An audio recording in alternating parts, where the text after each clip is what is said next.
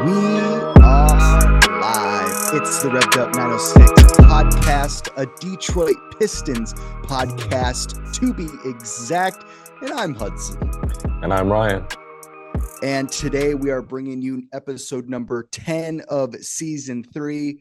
I'd like to just briefly apologize for being gone for a while now. I had a trip to India that didn't go so well. So I've been gone for 3 weeks. Ryan's been working hard at work. So we are back to it. We're going to be posting every week now and get back in the routine of getting episodes out every Wednesday. Just life's been a little weird lately, just kind of working through all that. But we've been paying attention to the Pistons and a lot of great things have happened. And that's what we're going to be talking about today. But second off, I want to shout out Grind Clothing Co. They are our official merch sponsor. You can click the link in the description below or in our YouTube bio.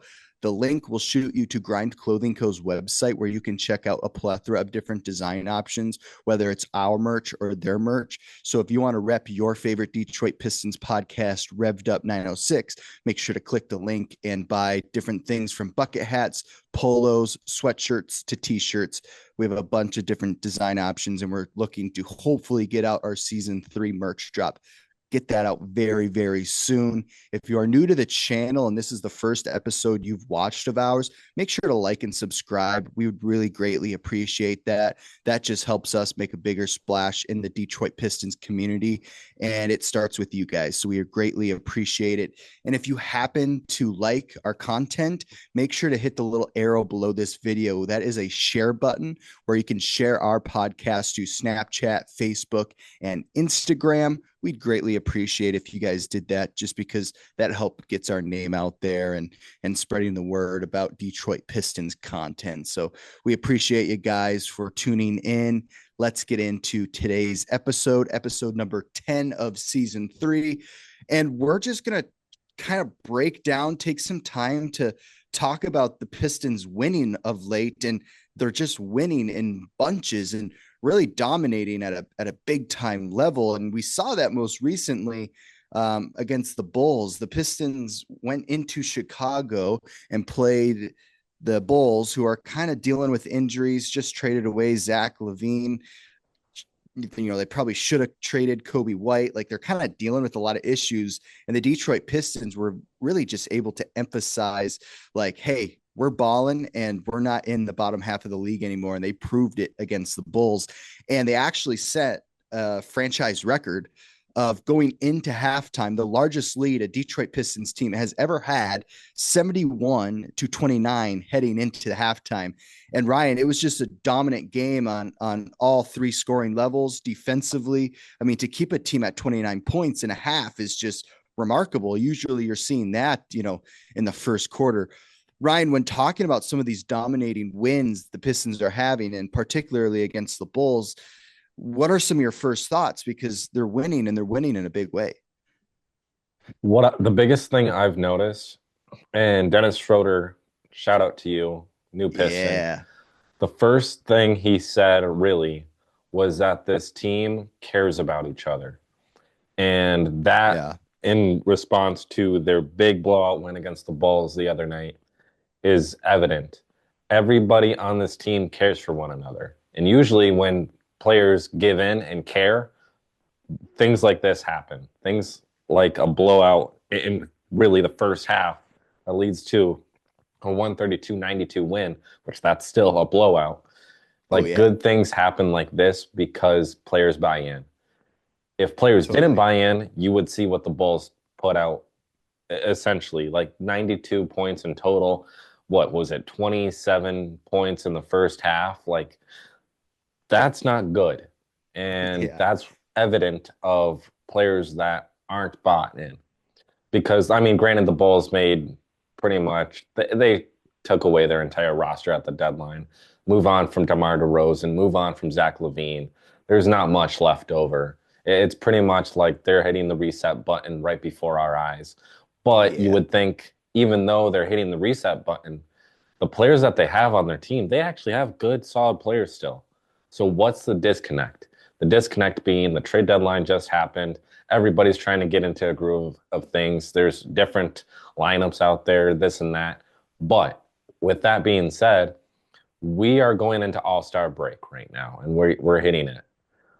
And usually when you go into All-Star break, you kind of coast a little bit, take the foot off the gas, and Rest really up. just Yeah. rest up, do your thing. But no, what has JB Bickerstaff been preaching? What has Trajan Langdon and all those coaches been preaching? That they're going to work their tails off still and Yeah. finish this out through break. And we're seeing that. And not only the first game, but the second game against the Bulls. And actually, the second game is the kind of the game where it's like the defining game, really. You go out, kick the crap out of the Bulls the first night, but what do you do to add on to that? And what we Yeah. did to add on to that, we established, okay, we're a good team. We're not just beating the crap out of a bad team. We're actually a good team and we deserve to get recognition.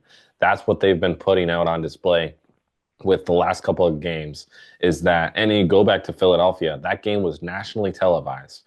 One of the select few on our schedule that is nationally televised.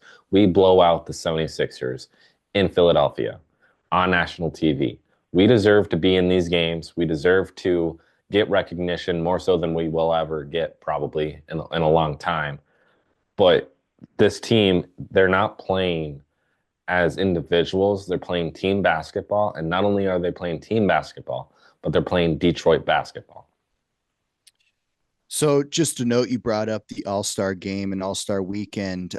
Cade will be participating in the All-Star game and the three-point contest, and Asar Thompson will be in the Rising Stars game. That's for sure who I know from the Detroit Pistons roster that will be participating All-Star weekend. And next week we'll recap everything that kind of went down. But following the historic win against the Chicago Bulls, JB Bickerstaff talked post-game about how, okay, our next game's going to be against the Bulls at Little Caesars Arena. How do we follow this up? And this was his quote when talking about their following matchup the next night against the Chicago Bulls after a big time win. Quote from JB Bickerstaff, quote, "They're going to come out ready to go tomorrow. So we can't worry about or focus on tonight. It's over with. Our focus has to be, and can we double this tonight? It's over. Can we come out with the same mentality, the same mindset to carry that momentum? Because if you don't, the momentum can halt and go the other way in the other team's favor," end quote.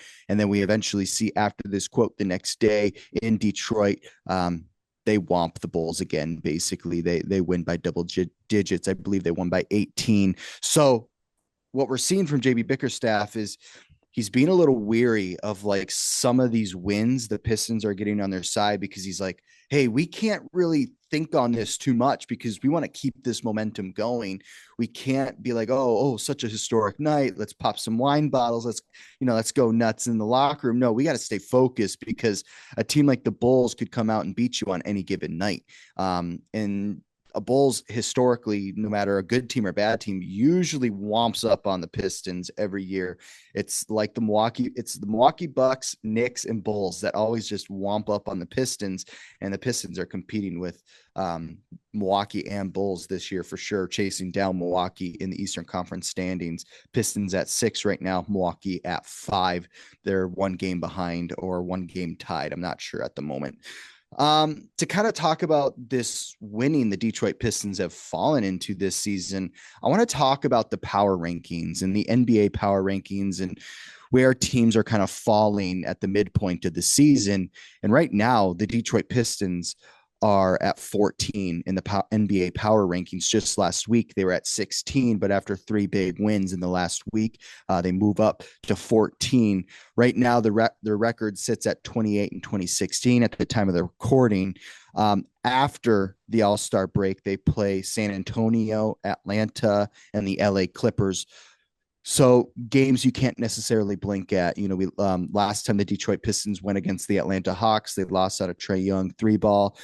San Antonio adding De'Aaron Fox, really trying to load up that roster, and the LA Clippers, notably with James Harden and Kawhi Leonard. But there's a quote from ESPN that I kind of want to talk about as far as talking about everything that's happened this season, as far as why the Pistons are looking at the 14th spot in the NBA power rankings. Detroit heads into the All-Star break with back-to-back games in Chicago against the Bulls as it ties and holds the number 6 spot in the East standings. First-time All-Star Cade Cunningham will get the full experience during the weekend, competing in the three-point contest Saturday and the All-Star tournament Sunday. Cunningham is the first Pistons player since Blake Griffin in 2019 to be named an All-Star. That season in 2019, Blake Griffin was put on All NBA second team. So he looked at quite the accolades that season. Maybe Cade will be looking at almost the same accolades that Blake Griffin was looking at. Just to note, at the end of the season last season, the Detroit Pistons were in the last spot in the power rankings. So that's the kind of jump we're experiencing right now with the Detroit Pistons. And Ryan, I kind of want to throw it over to you when talking about competing with other Eastern Conference teams, because they're chasing down the Milwaukee Bucks right now, just whooped up on the 76ers and Bulls. And pretty soon here, they're going to have the Clippers, Atlanta, and they're above Atlanta in the standings right now. As far as coming back from All-Star break after rest, what do you suspect against some of these matchups as far as, against the Clippers, Atlanta, and San Antonio, some of these teams are kind of in the mix that you want to show and have statement wins against them? Yeah, San Antonio, they make the move for De'Aaron Fox, which is massive. Nobody was expecting that one. They still have Chris Paul, which I thought for sure if they were to bring in De'Aaron Fox, Chris Paul might have been on the way out. But no, and yeah. I think they made the smart decision to keep him. But that roster now with De'Aaron Fox is far better than what it was. And because he just brings a whole nother element to this offense that they didn't have. Like Chris Paul is still by far one of the best players in NBA history. But he's also 39, 40, and he's not playing at the highest level he could possibly play at right now. He's playing like he's an aged point guard. And then you look down the roster, obviously Victor Wembanyama is an alien. He's legit. He's putting up stats this year that you wouldn't even think as a second-year player should be putting up those stats. He bulked up in the offseason. He's just playing out of his mind. So that game, even without Pop on the sidelines, they're sitting at 23 and 29. Yes, that's not like, whoa, watch out for the San Antonio Spurs, but it is at the same time. Because the Spurs this year are one of those teams where at any given night, they're going to make a run for your money. And the addition of Fox now adds a whole nother element to the surprise of the Spurs in the sense that before they added De'Aaron Fox, this game, looking at the calendar, you're going, okay, the Pistons can win this game. It's going to be close, but they should be able to win this. Now with the element of De'Aaron Fox in the mix, now it's kind of like, ooh, I don't know if that's like we're going to win this now. I think this is like a 50-50. And then you go to Atlanta. They moved DeAndre Hunter at the deadline to the Cavaliers, which I think they made a terrible decision there, personally. Yeah. The Cavaliers won that trade in a landslide. It's not even close. Big time. I mean, you think of what the Hawks got. And go blue. Always go blue. They got Karis LeVert, and I love Karis LeVert, and Georges Niang. But you look at that trade, and you're going, okay, how is Karis LeVert and Georges Niang going to help the Atlanta Hawks? They obviously drafted Zachary Rissache this past year, pretty high, but he hasn't it's when you look at his play and you look at the stats, you're not sitting here going like, oh, he's a stud. He's just one of those players that's kind of needing time to develop. But Trae Young beat us on that shot. You take Trae Young out of that mix, we easily win that game. And you look at the roster without Trae Young, again, we win this game. Trae Young adds the element of surprise where it's like he's either going to have a hot game or he's going to have a cold game. He's not really Ice Trae anymore. He's more like he's just going to go out there and he's either going to have a good game or a bad game. And so, but again, and the Clippers even, they move PJ Tucker.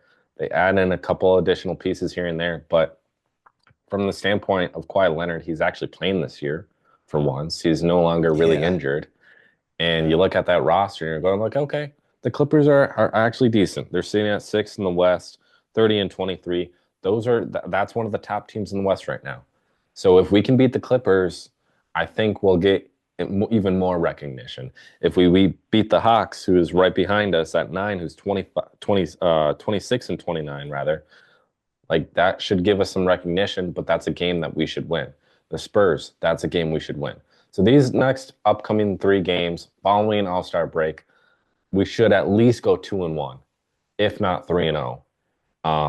But you look at the moves that these 3 teams in particular have made, and then you think of what the Pistons have done. Adding in Dennis Schroeder, that was a move of we think we can compete this year, maybe not for a championship, but we can at least compete for the playoffs. And the solidifying the second lineup of having Schroeder out there with Beasley, that second unit is by far one of the best second units in the league right now. Oh yeah, and it's not even close. So you think of that second unit up against even the starting lineup for let's say the Los Angeles Clippers. That's 50-50 kind of, honestly. And even Atlanta, that's 50-50. The only one that's not 50-50, as I'd say the Spurs starting lineup would be our second unit, easily. But with that being said, the next 3 games post All-Star weekend, those 3, we should either go 2-1 or 3-0, and we should make some clear and evident statement victories out of All-Star break. And the way we're going into All-Star break is the way we should continue out for the rest of the season. And I can tell you, and you can tell everyone, that this team is hungry. They are wanting this. And we haven't had this much buy-in in a very long time. And it's very cool to see. Yeah, I mean, when you talk about the bench and the second unit and what that looks like, Dennis Schroeder, Malik Beasley, Ron Holland, Simone Fontecchio, Isaiah Stewart. That is a backup lineup that competes with every team. I mean, maybe the Lakers got a pretty good second unit, some of these bigger name teams, but really that second unit can keep up with anybody. Dennis Schroeder adds a fun element to an offense, also to a defense. Cade Cunningham can sometimes struggle guarding the smaller guards, especially like a Trae Young, De'Aaron Fox, Jalen Brunson. That's where Dennis Schroeder can come in the second unit, maybe get some extra minutes in those games, put Cade at the 2, and they're kind of bringing the ball up by themselves, but Dennis is guarding the 1. Dennis adds a whole nother element to this defensive lineup that Marcus Sasser just isn't quite ready for yet. So I'm very excited to see what Dennis Schroeder brings to this team as he continues to grow the chemistry with the young guys around him. I want to take some time to talk about some key stats in the Pistons wins, not just an average, but rather when the Pistons are winning and when the engine is revving and they're playing at an all-time high. What are the stats that stand out and what should we be looking for in big time Detroit Pistons wins? And the biggest thing in Detroit Pistons wins is Cade Cunningham in wins averages 25 points and 9.4 assists. So when the Pistons are moving at an all-time level, competing with most teams, Cade is spreading the wealth and taking the shots that other teams give him. And he plays at a very high level. And he has to play well almost for the Pistons to win, but really, unless Malik Beasley goes off like he did against the 76ers, that's when, Malik Beasley can kind of take over a game if Cade's sitting out. Another thing about key Pistons wins and a stat that really stands out is in Detroit Pistons wins, Jalen Duren averages 10.1 rebounds, and he provides a crucial support in securing possessions, whether it's defensive rebounds or offensive rebounds. He's not like an Andre Drummond style offensive rebounder, but he can get them in big time moments and also protect the rim in a big way. But if the Pistons are winning, Jalen Duren has double-digit rebounds, and it's almost necessary because Isaiah Stewart tries to get on the boards more, but he's a little bit more focused defensively. Ryan, also another big thing when the Detroit Pistons are winning, the bench is playing at a high level. We see Ron Holland playing very, very well for a defensive-minded rookie, but he's also making a big impact on the offensive end. But in big time wins, Malik Beasley is averaging 24 points. So when he is going wild on the offensive end, the Pistons' shot at winning goes up drastically. Ryan, we all know that Malik Beasley's good. And in a second, we're going to talk about his 3-point scoring. But can you talk about Ron Holland a little bit and how his 3-point shot's a little bit more NBA ready than we kind of suspected? When the Pistons are rolling offensively, Ron Holland's shot is falling from the 3-point line. Yeah, this offseason, we made the move, and it was probably, honestly, in my opinion, outside of adding Malik Beasley in, Tobias Harris, Tim Hardaway Jr., all those guys. Besides adding them in, if you're going from a staff standpoint, the fact that we added in the assistant from New Orleans that is by far regarded as the best shooting coach in the NBA, the fact that we added him has honestly brought this entire team to a whole another level. Because in particular with Ron Holland, outside of the defense, which we knew what we were going to get into with Ron Holland defensively, offensively, we had no idea. Because you look at the G League, he was like, yeah, okay, that's Ron Holland. But then at the same time, you're going like, he's kind of having a down season. And compared to his past years of high school, he's having a down season. So it's kind of like, I don't know what to guess off of. Because if you go Ron Holland in high school, you're going like, okay, this kid's a stud. If you're going Ron Holland G League Ignite, you're going like, oh, well, what happened between then and there? Maybe he can't play at this level. Maybe this level's too high for him. Maybe he should have played at college. No, that's not the case, because you look at this year and he is playing out of his mind in terms of and just the difference between the early first 10 games to where we are now. Ron Holland is playing at a completely different level than where he was then. And that is just because he now understands his role within the team. JB Bickerstaff has given him certain minutes here, certain minutes there, certain minutes everywhere. He's giving, it's not like, it's kind of like pick your poison. Maybe against the Bulls, obviously we're blowing them out. Ron Holland, you're going to play the entire second half. You're not going to have to worry about subbing in and out.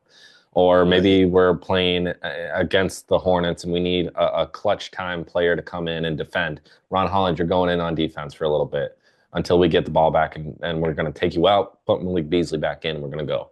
So JB Bickerstaff has been very intentional with his lineups. And because of that, we're seeing Ron Holland take a big step up, because he's already a very, very mature player as is,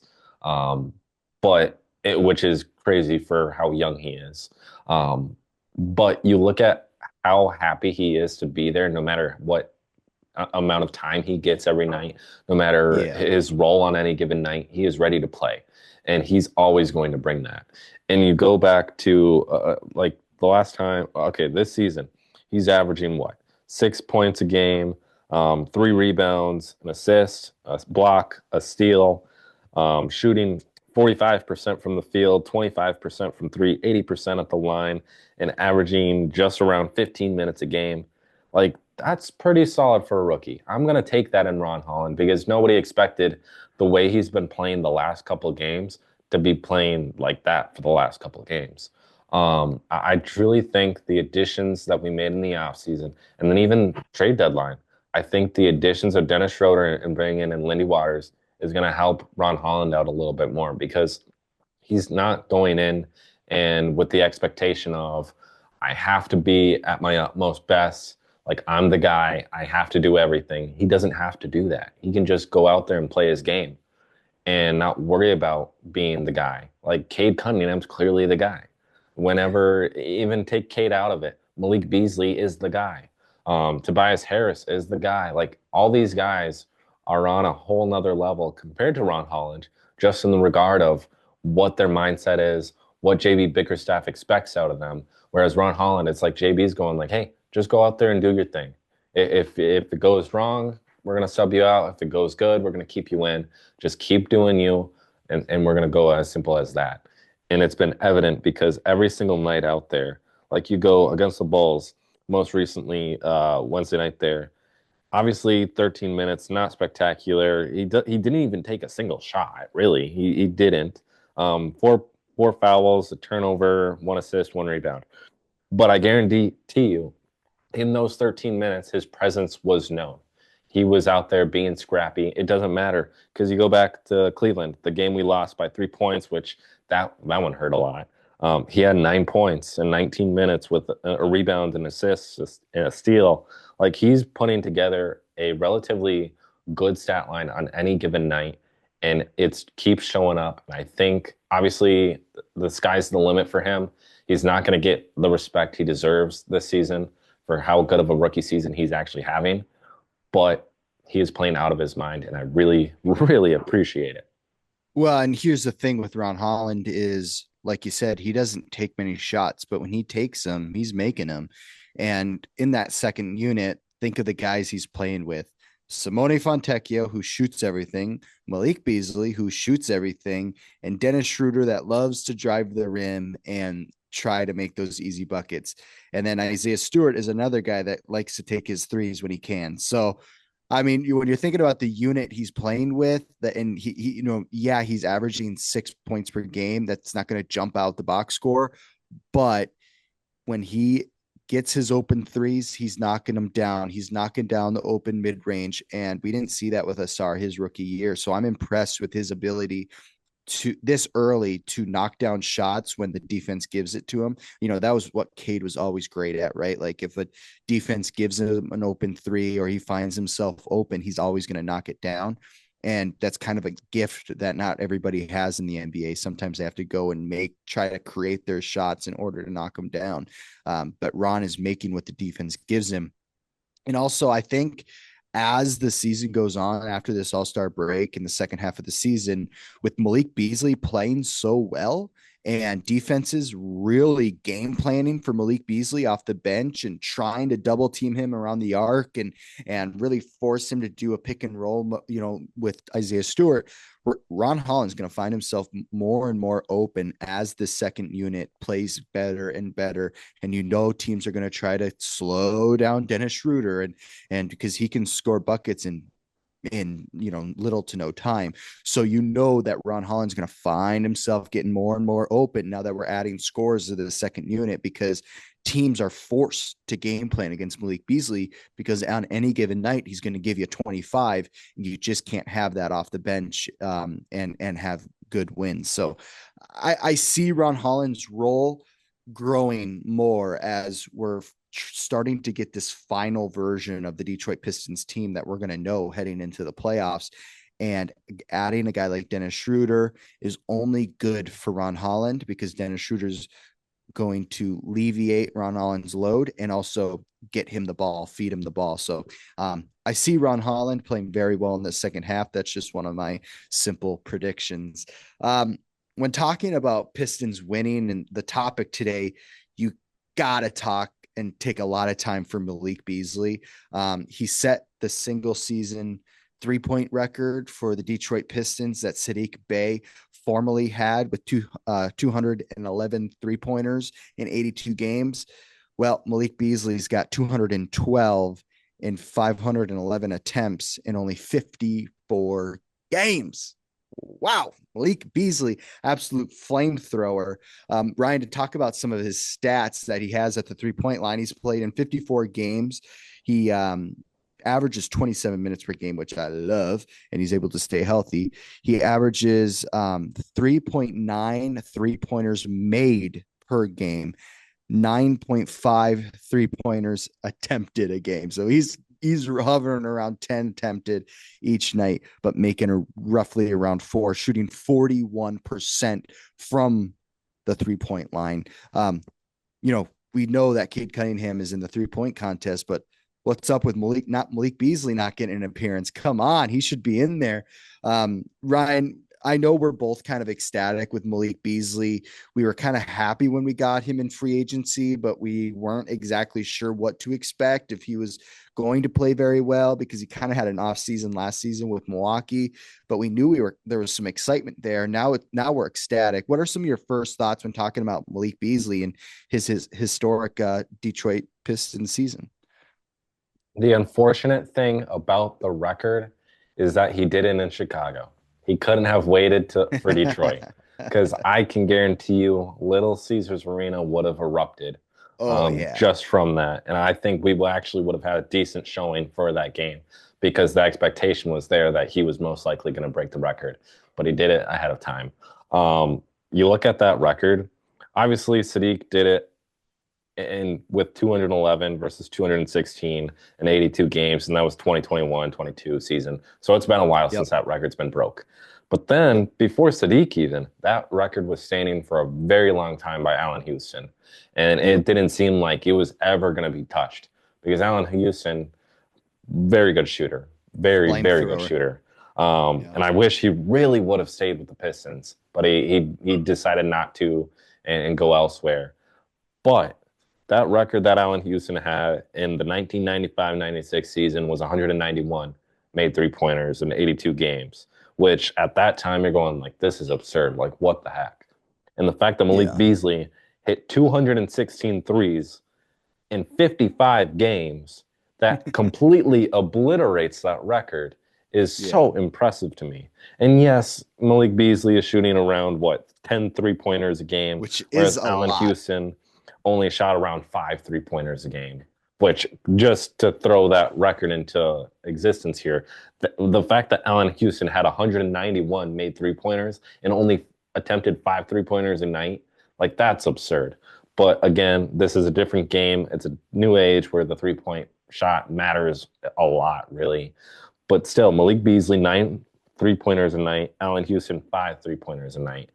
And he just completely obliterated it. And it's just crazy. And also, this is shocking to me. I had no idea about this one.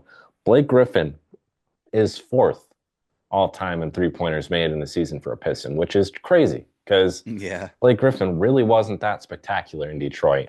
But he's 4th with 189. He was 2 three-pointers off of tying Allen Houston's record. And that season, he only had 75 games played. If he would have played all 82, he would have beaten that record too, and then would have needed Sadiq Bey to come along later on to beat that record again, and then Malik Beasley, so on and so forth. But the fact that Beasley did this in 55 games, that is just crazy. And like you said, we didn't know what he was going to bring us this year, but he brought us a new record holder in three-pointers made in a single season. He has brought us consistency off the bench all season long. He has brought us a winning mindset. He's brought us, I want to stay in Detroit. Please don't trade me, Trajan Langdon. He's brought me a bunch of different things, and he is fully committed to making this Pistons team and turning this ship around and making the playoffs season after season after season. And I really hope Langdon is working very hard, or not very hard, because I think it's pretty evident that he deserves a contract extension. But I hope he's working very hard on this contract extension. Probably, I honestly, extend him for 2 more years after this. I am perfectly fine with that. Maybe it doesn't have to be a 4-year deal or whatnot, because he's already getting up there in age. But the way he's playing right now, he deserves a contract extension. And I really want him on this team going forward, because I see shining lights all around Malik Beasley's name when it comes around to who is one of the greatest three-point shooters in Pistons history. Malik Beasley should be up on that Mount Rushmore. Obviously, there's been a lot of great shooters, but the fact that he obliterated this record in a single season should be up on that Mount Rushmore. Funny enough, when talking about Malik Beasley's great play and setting record for a Detroit Pistons team, and Ryan, we remember this player from the early 2000s. I saw a meme on Instagram. Ben Gordon is who Malik Beasley is who Ben Gordon should have been. Like Ben Gordon was on such a rough Detroit Pistons team, but when he came into the organization, everyone was like, "Oh, okay, what's Ben Gordon going to do? A lethal scorer?" And didn't do much, only had like a 2-year stint. And then Malik Beasley comes in and you're like, oh, finally we have this scorcher offensive juggernaut that we've always wanted. And Ben Gordon just couldn't give us it. So I just thought that was funny. People that have been watching the Pistons for many years now remember Ben Gordon. And he actually flamed the Pistons on a podcast a couple years ago. So not super happy with him. But when talking about the Detroit Pistons winning and trying to get some more wins after this All-Star break, you have to talk about Ausar Thompson, because he has been playing so well, especially the last 5 games. So we had the tough loss against the Cleveland Cavaliers February 5th. Darius Garland made a buzzer beater to win it. He averaged, he put it up 12 points, 8 rebounds, 3 assists, 3 steals, 4 of 10 shooting. And then he followed up the next 2 games against the 76ers, Hornets, 14 points, 16 points with both 8 rebounds. Then the Chicago Bulls, historic night, he had 16 points, 3 rebounds, 3 assists, 2 steals. And then the follow up win where JB Bickerstaff is like, okay, we got to get a big win here to follow up this historic night. Asar Thompson puts up 19 points, 5 rebounds, 7 assists, 1 steal. So just in the last 5 games, he has 4, 6, 10, 11 assists in the last 5 games. Asar Thompson, talk to us. So Ryan, and I know that you're kind of a Ron Holland guy or a Malik Beasley guy. Like, as far as Asar Thompson, have you been happy with his play? Because the last 5 games in particular, he's been playing at a pretty high level, and he's basically like our perennial starter now alongside Cade and eventually Jay Nivey, and just has really taken that shooting guard role and made it his own. When you go back to last season and you look at the type of player he was and the expectations that came out of the draft, you're going like, okay, he should be a stud. He definitely needs some work, but he should turn this thing around and be good to go. We didn't get that. We saw flashes, but we didn't get that. We didn't get the player we expected to get. This season, we weren't expecting much out of Asar Thompson. We were expecting him to play like he did last year, maybe improve here and there, maybe like take the jump that, honestly, Sekou Doumbouya. Take the jump that Sekou had in year 2. Because Sekou came in and you're going like, okay, he's showing flashes here and there, but it's nothing spectacular. And then Sekou came in for year 2, and he slightly improved, but not by much. But there was still even more flashes, and you're going, okay, we might be onto something. He could go somewhere with this. He could pan out. Maybe the sky's the limit. He's not here, so clearly not. But what Asar Thompson is doing right now is in the last, and honestly, the last 8 games, he is consistently scoring 12 plus points every single night out. That is phenomenal, given the fact that if you look back at Asar Thompson last year, Asar Thompson last year wasn't doing this. Asar Thompson last year was having games of like 2 points, 4 rebounds, 3 blocks, a steal, and that was it. Or maybe at most he'd be at 10. You're going like, okay, Asar Thompson, that was pretty good. This year, with the last 8 games, scoring above 12 points every single night, that is phenomenal. And the fact that he's doing that on pretty much, you go here, I'll read them off. Chicago the first night on February 2nd, 66% from the field. Atlanta, 66% from the field. Cleveland, 40% from the field. Philly, 71% from the field. Charlotte, 77%. Chicago, 87%. Chicago again, 80%. He is shooting roughly above 60% from the field every single night. That is crazy good, because you'll think back to like Jalen Duren on any given night. He's going around 12 to 15 points a night, and he's doing it very efficiently.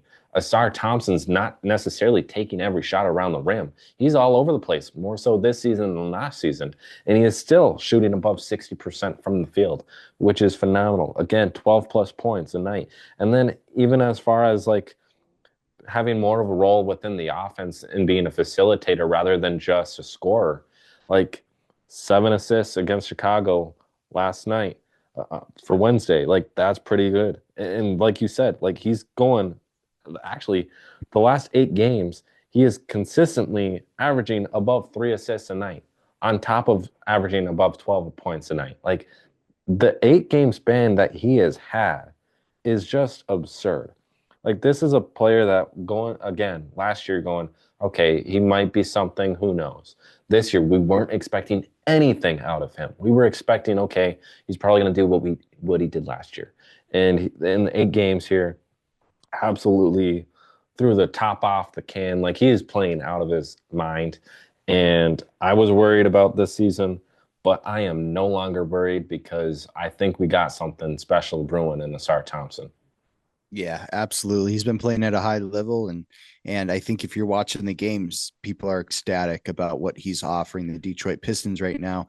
And when he went out with the blood clots right around this time last year for the rest of the season, we were very worried about, well, one, his health, but then two, is he going to pan out, or is he going to be another Killian Hayes, Sekou Demboya? What's going to happen here? Is he going to fizzle out, or is he going to step up to the occasion? And he has fully stepped up and has filled the role of what Jaden Ivey was doing previous to his injury. And then when Jaden comes back, Asar Thompson will hopefully be ready for the starting small forward position, guarding some of the league's best small forwards, especially in the Eastern Conference. A lot of great small forwards in the Eastern Conference. So when talking about winning and good things, there's always a little bad that follows up. And we want to get a full view of the story of the Detroit Pistons this season. And so, in order to get the full view, we have to talk about a few negatives.